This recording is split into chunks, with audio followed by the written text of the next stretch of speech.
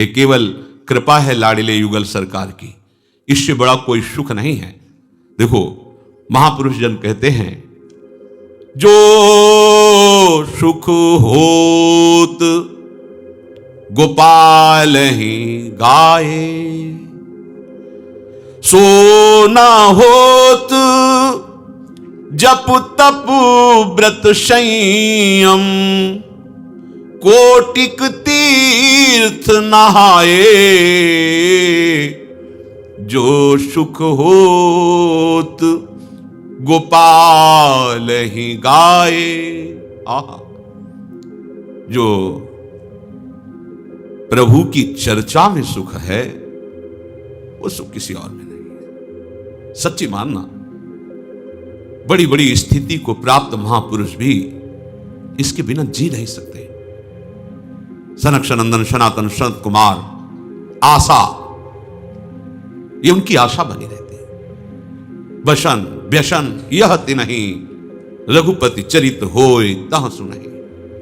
ये उनका नशा है, ये उनका जीवन है, ये इनकी आशा रहती है कि भगवत चर्चा हमको सुनने को मिले।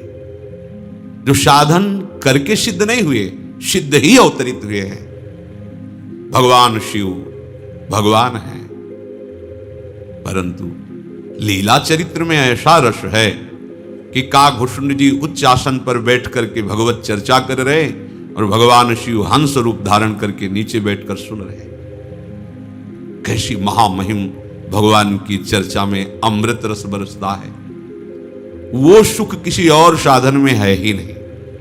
जो सुख होत गोपाल ही गाहे, सो न होत जप तप व्रत संयम, कोटिक तीर्थ नहाए।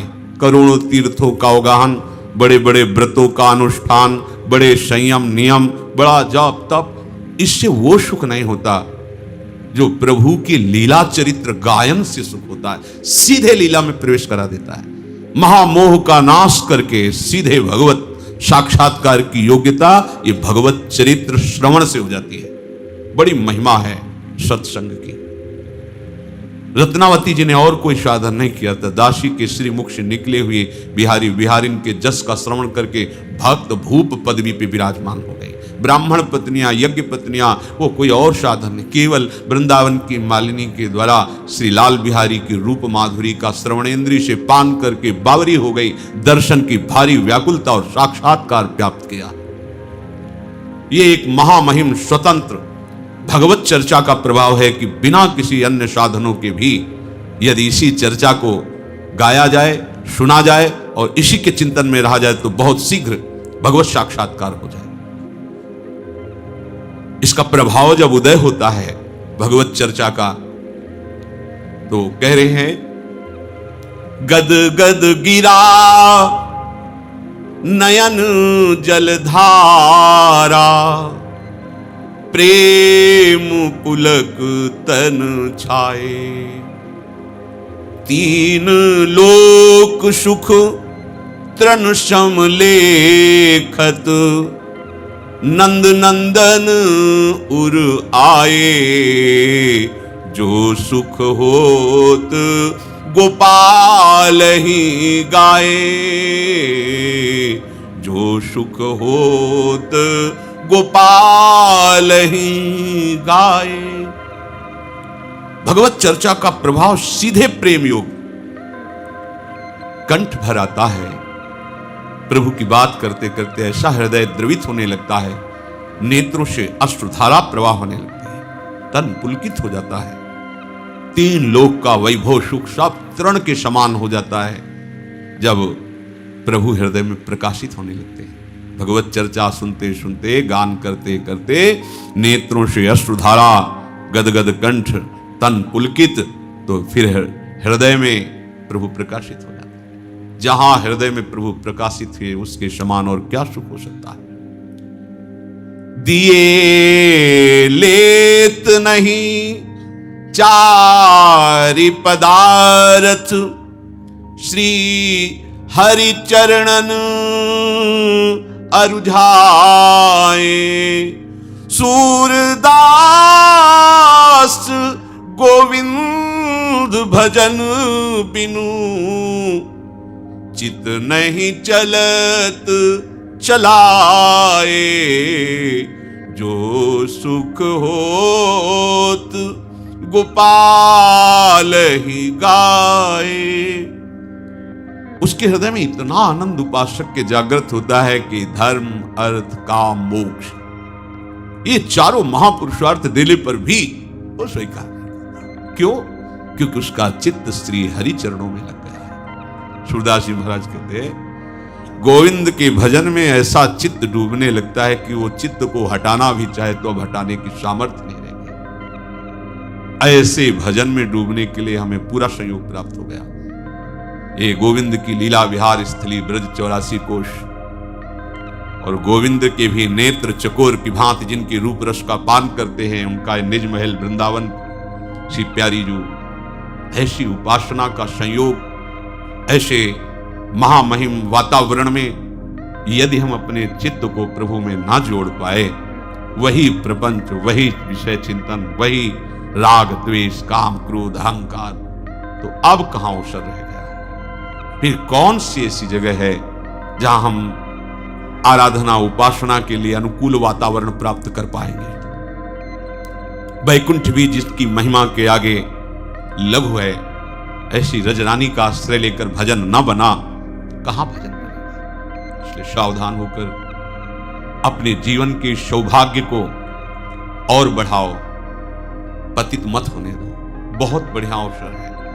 ये लुभावनी माया के द्वारा फेंकी गई ऐसे पाशे हैं, ऐसे जाल हैं जिनमें तुम हार ही जाओगे यदि स्मरण नहीं रहा तो। और अगर स्मृति चल रही प्रिया प्रीतम की, फिर कोई बाधा तुम्हें हरा नहीं सकती। जहां राधा वहां कोई बाधा नहीं। हर्ष में चिंतन, उसे महासुख प्राप्त होता है। श्री भगवान कह रहे, युञ्जन्नेवं सदात्मानं योगी विगत कल्मषः, सुखेन ब्रह्म संस्पर्श मत्यंतम सुखमश्नुते। तुम अपने आप को सदा आराध्य देव में लगाते हुए पाप रहित हो जाओ।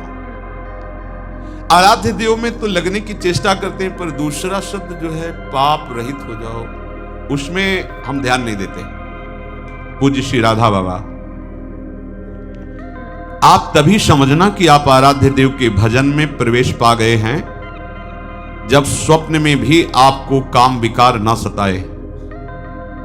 ध्यान से, जागृत की बात नहीं कह रहे। आपके स्वप्न भी काम वेदना युक्त नहीं होंगे जब आपका भजन में प्रवेश हो जाएगा। जागृत की कौन कहे। दूसरा, स्वप्न में भी कोई कितना सताए तो उस पर स्वप्न में भी क्रोध नहीं आएगा। तीसरा, बड़े से बड़ा प्रलोभन प्राप्त होने पर स्वप्न में भी तुम्हारा वैराग्य सुरक्षित रहेगा। स्वप्न में भी तुम किसी लोभ प्रवृत्ति से डिगोगे नहीं। तब जानना कि भजन में प्रवेश हुआ है। एक बार पूज्य श्री उड़िया बाबा जी ने स्वप्न देखा। एक दरवाजे पे गए, भिक्षाम देहि, बहुत सुंदर नवयुवती स्वर्ण आभूषणों से अलंकृत स्वर्ण की थाल लिए और उसमें बड़े रत्न आदि। बाबा पीछे हटे और कहा कि मुझे तो माधुकरी चाहिए, ये सब नहीं। हटने लगे तो देखा कई घरों से ऐसी सुंदरियां निकलकर आसपास से घेर लिए। बाबा भागे, आंख मूंद करके भागे, और जब बहुत दूर निकल गए तब आंख खुली तो देखा ये तो स्वप्न था। शांति मिली कि चलो, स्वप्न में भी मन ने प्रतिग्रह स्वीकार नहीं किया, मन में कहीं किसी सुंदरी के प्रति आकर्षण नहीं हुआ।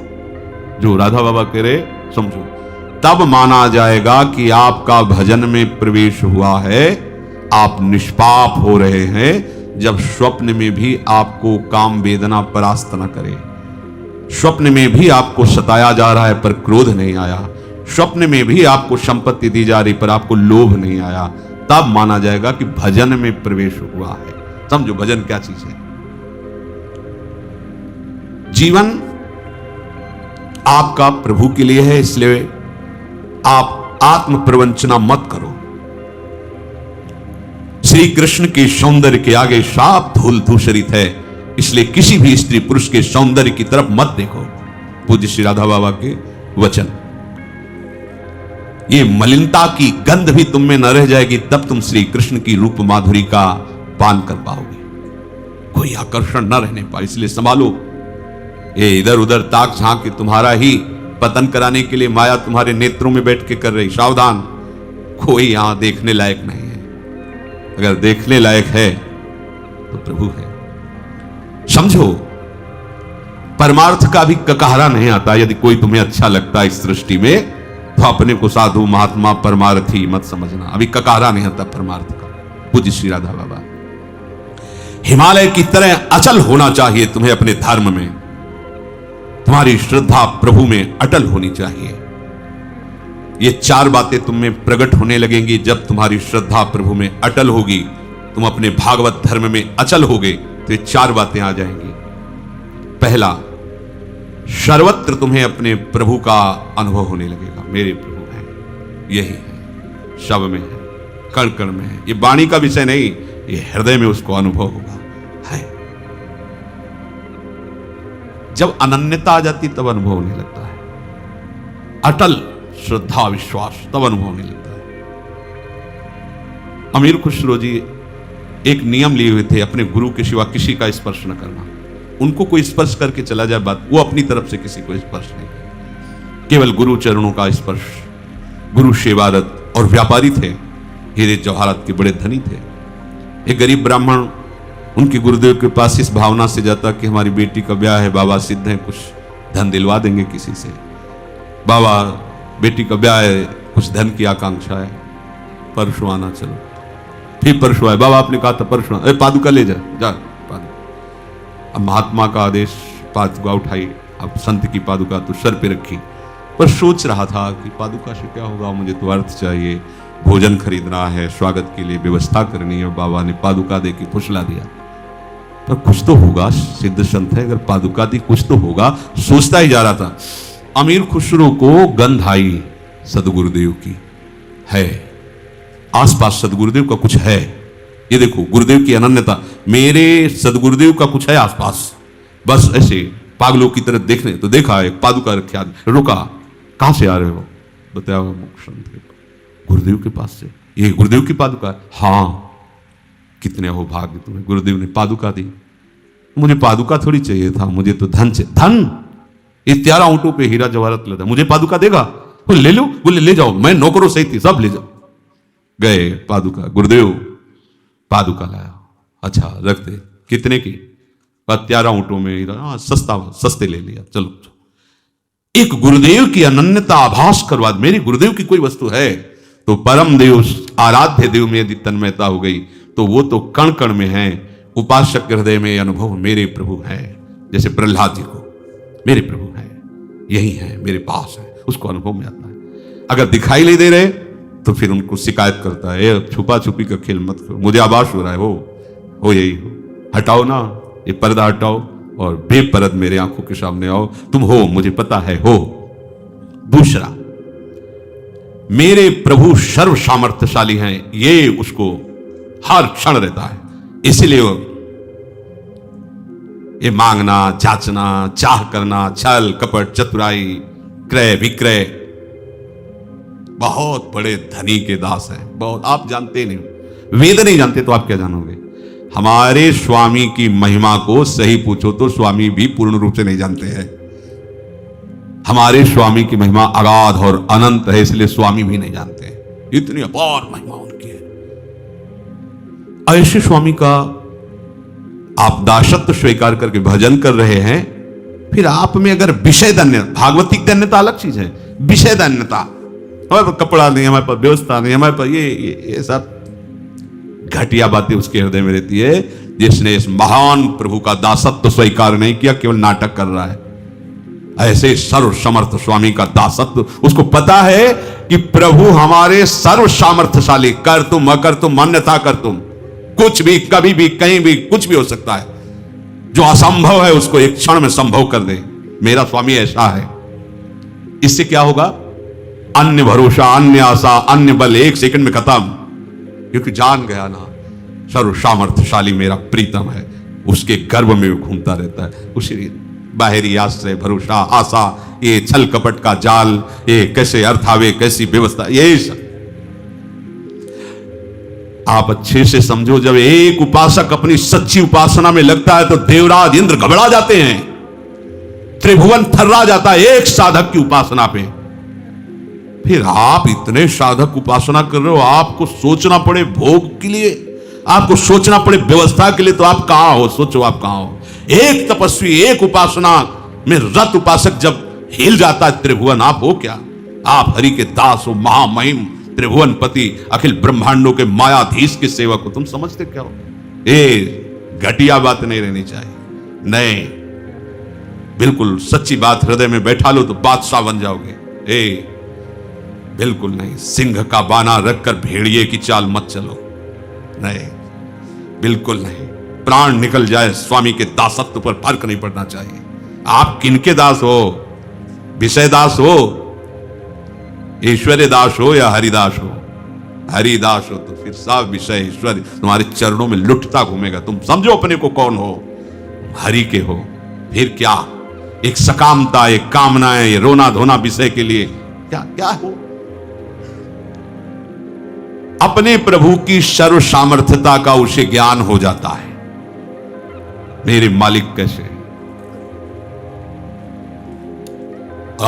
अपार सामर्थ्य प्रभु में। सोचो, आप जरा सोचो, एक एक तत्व की तरफ सोचो।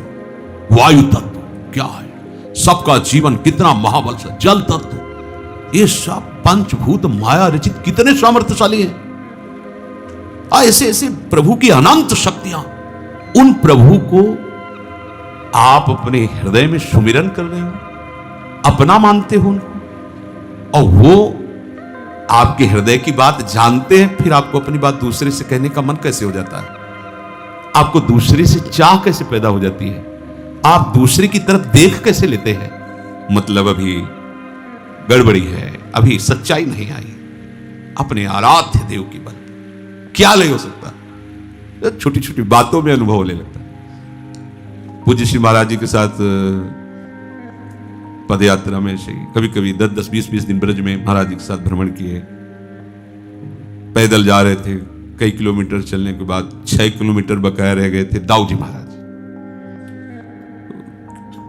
शरीर बहुत वर्षों से इस रोग से पीड़ित, तो चला नहीं जाता तो खड़े हो जाया महाराज जी, कोई गाड़ी में बैठ लिया। 6 किलोमीटर भी नहीं, चलते रहो, कोई गाड़ी मिल ही जाएगी, बैठे खड़े होके क्या। तो महाराज जी ऐसा थोड़ी होगा कि कोई आएगा और कहेगा कि गाड़ी खड़ी की कि आओ महाराज बैठ जाओ और चलो, अपने खड़े होना पड़ेगा ऐसा। महाराज जी मुस्कुराते हुए, चलो। आपसे सत्य कहते 2 ही 4 मिनट हुए थे कि एक कार वाला आया, बगल शीशा हटा, कहाँ जा रहे हो महाराज? दाऊ जी, हाँ वहीं चल रहे, दरवाजा खुला, आओ बैठ जाओ। चलो। महाराज जी हमारी तरफ देखे, मान गया। ये बिल्कुल एक छोटी सी बात है, एक छोटी सी बात। हमारा प्रभु सर्वज्ञ सर्वशक्तिमान, वो कैसी बात कर? भक्त चाहे और स्वामी कैसी बात कर? अरे वो ऐसे दुलार करते, अनंत माताओं का वात्सल्य लिए। आप अपने स्वामी के सिवा किसी की तरफ मत देखें। किसी की चाह, किसी का आस, किसी का बल, किसी का भरोसा, आपने कलंक लगा दिया शरणागति में। बिल्कुल नहीं होना चाहिए। तीसरा, सर्वज्ञता। मेरे आराध्य देव सर्वज्ञ हैं। कहां कब क्या हो चुका है, कहां कब क्या हो रहा है, कहां कब क्या होगा, तीनों ज्ञान हर समय प्रभु के सामने रहते हैं, हर समय। ऐसे सर्वज्ञ हमारे स्वामी हैं। अब हमें तो नहीं लगता कि हमें किसी दूसरे का सहारा लेना पड़ेगा अपनी बात जनाने के लिए। वो सर्वज्ञ, उनको पता है कब क्या, कहां हुआ है, क्या होगा, क्या हो रहा है, सब त्रिकालज्ञ, सर्वज्ञ। चौथी बात, प्रभु अत्यंत प्यार करते हैं हमको। ये उस उपासक के हृदय में आ जाता है, अनुभव होता है। एक बात करने के बाद हमको प्रियाजू कितना प्यार करते, वो अनुभव होता है। एक एक वृत्ति अनुभव में, ये प्रियाजू, ये देखो प्रियाजू ने बुलवाया, ये प्रियाजू ने ऐसा, वो एक एक वृत्ति।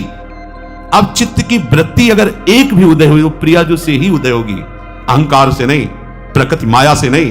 वो प्रिया, क्योंकि प्रियाजू की शरणागत है। प्रभु के प्रति जहां ये भाव आया कि प्रभु मुझे बहुत प्यार करते हैं, अब वो निर्भय हो गया, काल से भी नहीं डर सकता।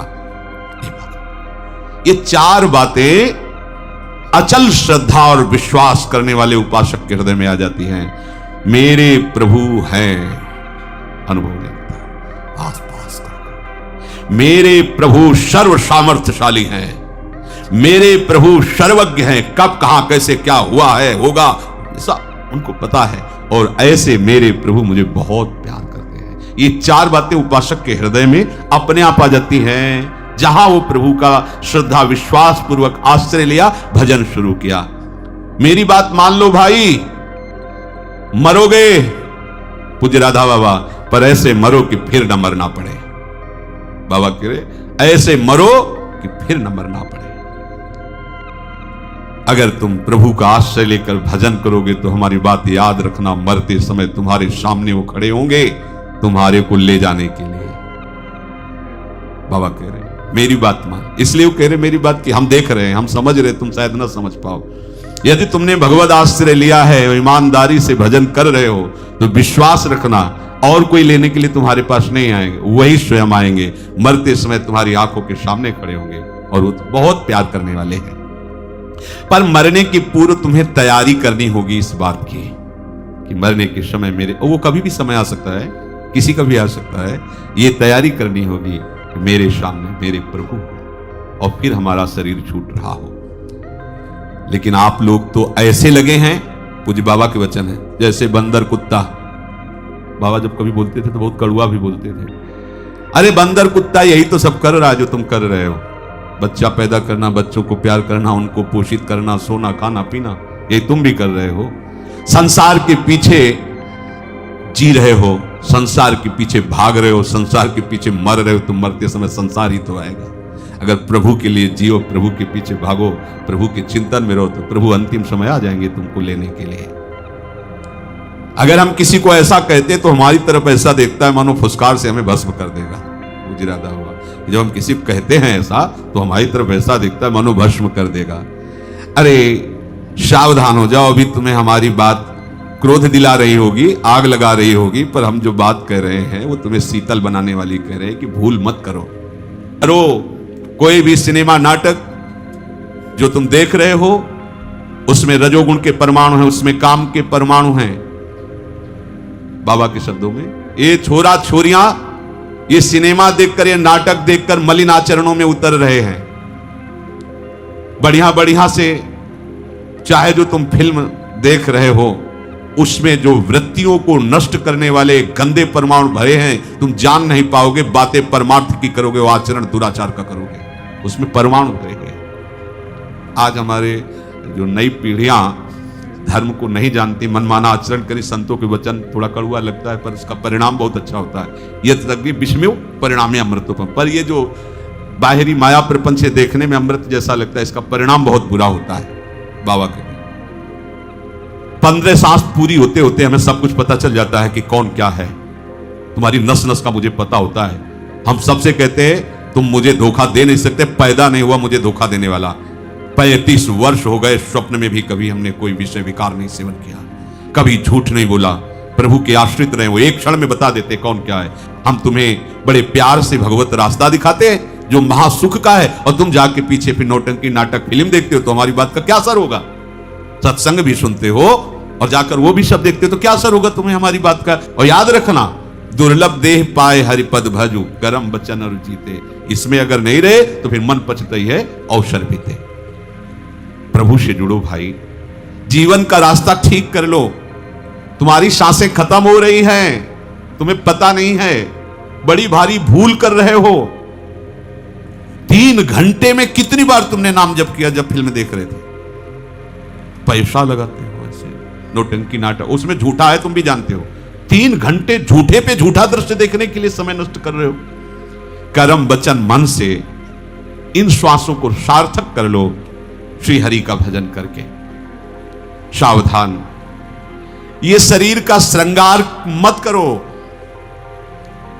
बहुत बाबा कह रहे हैं देह राग मत करो, श्रृंगार मत करो। हम कई बार कहते हैं पर किसी को समझ में नहीं आता। यार रज लगाओ, सूखी रज लगाओ, गीली रज लगाओ, रजोगुण नष्ट होगा, भगवत मार्ग में आगे बढ़ो। ये अहोभाग्य से रज का सेवन करने को मिलता है।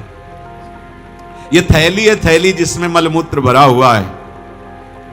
अरे जिनकी आंखों में भगवान है उनको देखने की चेष्टा करो, इस चमड़ी को देखने के लिए।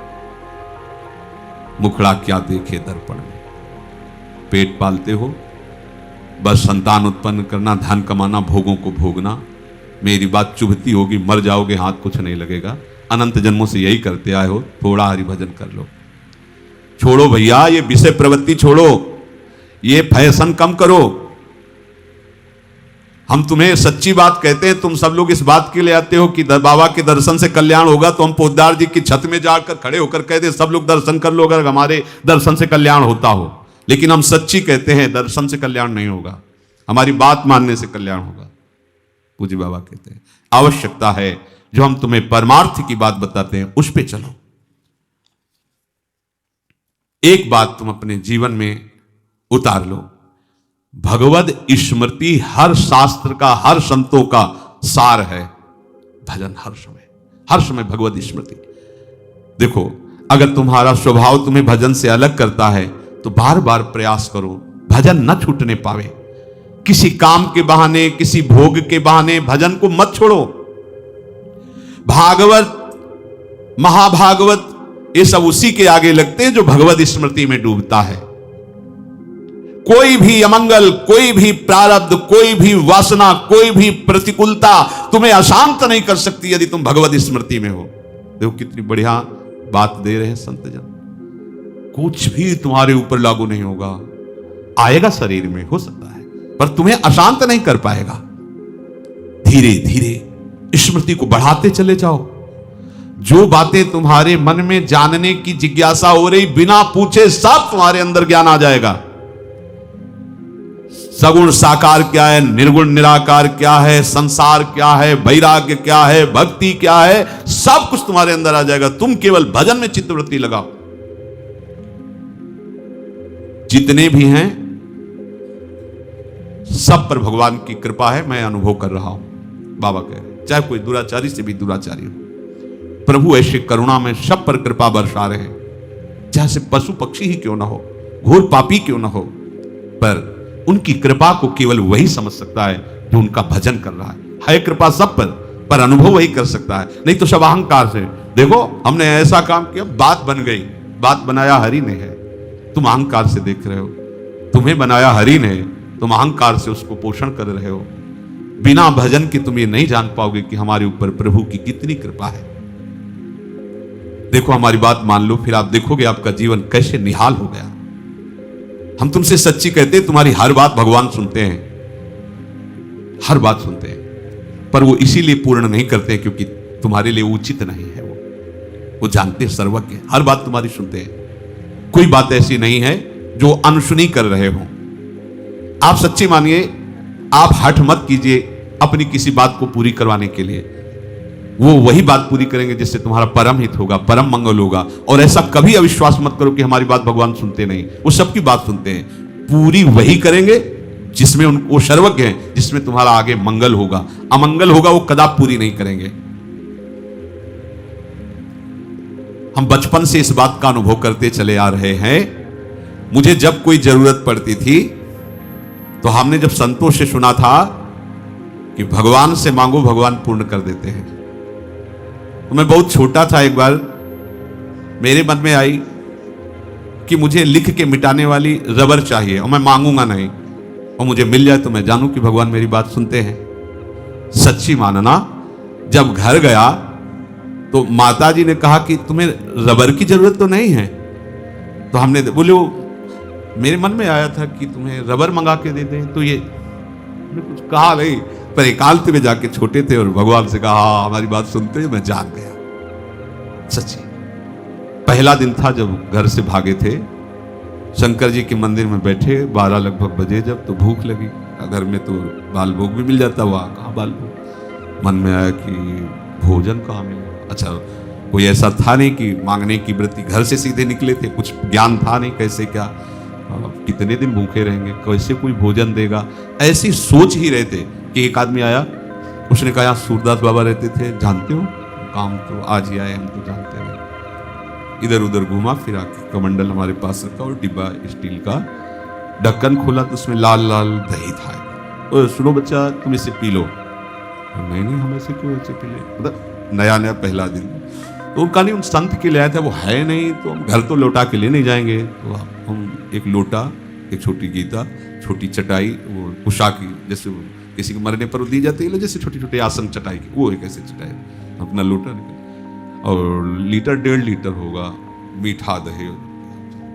तुरंत विश्वास, वही भगवान शंकर के उस पिंड को हृदय से लगा के, मान प्रभु मुझे विश्वास अब कि आप हमारा निर्वाह करो। तब से आप एक एक क्षण आपके भगवान सुनते हैं, पर हम आश्रय केवल भगवान का, भरोसा केवल भगवान, वो और आपका भरोसा दृढ़ होता चले। पर हम ऐसी बातें मांगते हैं जिससे हमारा मंगल हो, तो बहुत वात्सल्य सिंधु नहीं देंगे वो। हम जहर मांगे तो जहर थोड़ी दे देगी हमारी माँ, नहीं देगी। वो जानती है कि ये अपना हित अहित नहीं जानता। ऐसे ही अनंत माताओं का दुलार प्रभु ले, वो हमका हमारा मंगल कैसे होने देंगे। प्रभु की कृपा सब पर है, विश्वास करो, भरोसा करो। तुम केवल भरोसा करो, तुमसे वो सब कुछ करवा लेंगे परमार्थ में जो चाहिए। तुम्हें सत्य प्रतिज्ञ बना देंगे, ब्रह्मचारी बना देंगे, जितेंद्री बना देंगे, भजनानंदी।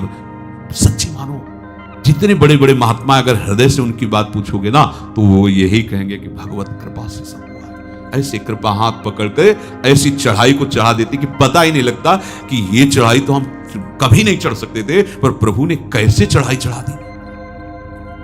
आप एक काम अपनी तरफ से कभी चूक मत कीजिए, निरंतर प्रभु का नाम जपिए, फिर देखिए क्या होता है। जो कुछ आगे सब कुछ हो जाएगा, चाहे कितनी विपत्ति आवे।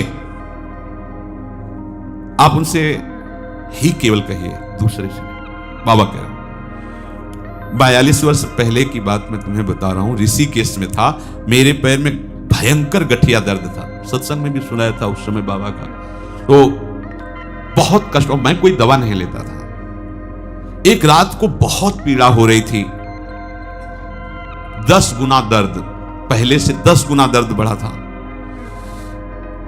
फिर हमें रहा नहीं गया, तो हमने प्रभु से कहा कि इतना दर्द दो जिससे मैं सह सकूं। आप सुन रहे हो ना, इतना दर्द दो जितना मैं सह सकूं। इतना दर्द ना दे दो कि आपका स्मरण छूट जाए, मैं दर्द का स्मरण करने लगूं। तो विश्वास मानना, सामने श्री कृष्ण प्रकट हो गए और उनकी आंखों में आंसू थे, और हमसे कहा कि तुम मुझे इतना निष्ठुर समझते हो क्या? मैं इतना तुम्हें दर्द दूंगा कि तुम सह नहीं सकोगे? हम तुम्हें क्या बताएं। 2 घंटे तक वो हमारे सामने ही विराजमान रहे और हमारे आंखों से आंसू बहते रहे। बस जे ही वो हटे तो पीड़ा कहां गई मुझे पता नहीं, अपने आप में सोच उठ करके अपने आप गया, जबकि मुझे लाद के ले जाया जाता था। फिर गया, गंगा स्नान किया, कहां गया वो दर्द बिना औषधि के, सब गया। हमें विश्वास करना है। एक तो कष्ट आवे तो कहो मत, अगर कहना है तो सिर्फ अपने प्रभु से कहो।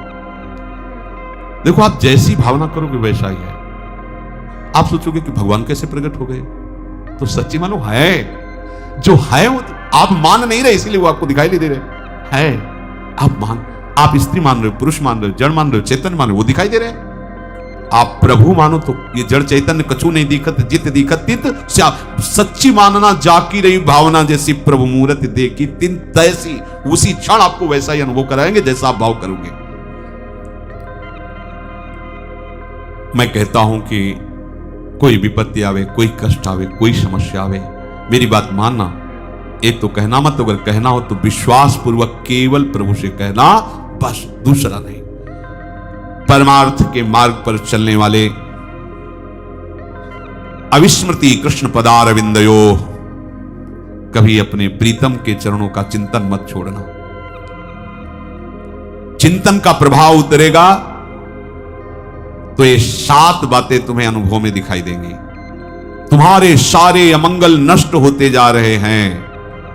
पहला एक, तुम्हारे सारे अमंगल नष्ट होते जा रहे हैं, सब लोग तुम्हें प्यार करने लगे हैं, तुम्हारी सारी अनुकूलता घेर लिए है, प्रतिकूलता का नामो निशान मिटता जा रहा है। समझ रहे हो?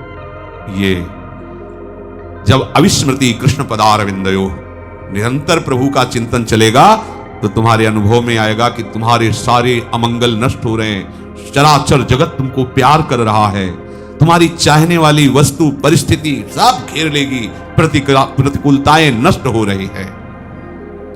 दूसरा, तुम्हारा मन शांत होता जा रहा है। तीसरा, तुम्हारा अंतःकरण, मन बुद्धि चित्त अहंकार निर्मल होता जा रहा है। चौथा, तुम्हारे हृदय में भक्ति का उद्रेक उफान आ रहा है। पांचवा, जैसे जैसे जो जो तुम जानना चाहोगे बिना किसी पढ़े लिखे साफ ज्ञान तुम्हारे सामने हो जाएगा। हम पर विश्वास करो, सूर्य चंद्र तारे नक्षत्र ग्रह शक्तियां ये सब तुम्हारे सामने अपना परिचय खोल देंगे, क्योंकि तुम प्रभु का स्मरण कर रहे हो।